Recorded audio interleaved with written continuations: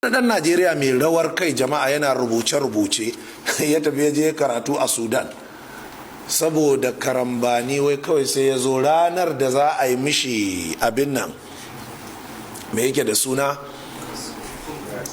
defense, ranar defense din shi, ranar munakasha, ina son faɗi da larabci, ranar munakasha, ranar da za a tattauna wannan thesis din nashi ko dissertation,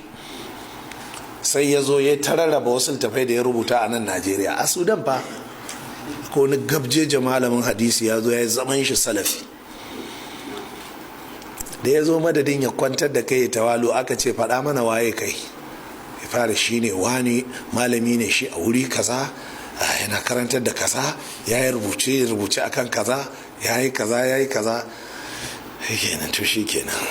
da aka fara karanta abin nan din tun daga khutbatul haja tukuna suka fara disqualifying nashi. da irin wannan larabcin kake rubuce da irin waɗannan hadisa, da irin wannan uslubin, haka ce to an soke waɗannan abin nan ya je sake rubutu tukuna gaba ɗaya kaifiyatul bahas, methodology, methods da ya biye bahasin ma gaba ɗaya an soke ta je sake. sannan malamin sai ashe san da yake raba littafin ya raba hadda waɗannan malaman, kaji sakarci, kaji gida ne. ashe malamin ya duba sai ce yanzu wannan ne littafi, sai ya gashe watsar shi, ce wannan ne littafi, ya ce wannan ne littafi, kowa da bai rubuta littafai ba, ce ka je ka koyi ilimi, ka je ka koyi abin nan sannan ka dawo. da ya fita sai da ya kwana 7 yana zazzabi, kwana 7 yana tsaya haɗu da malamai saboda haka wallahi ka yi a hankali to imam al-bagawi mujtahidi ne jama'a, yana iya istiqlali da hukunta hadisi kuma ya tsaya gam, a tafi a dawo kuma sai a ce abin da ya faɗi gaskiya ne.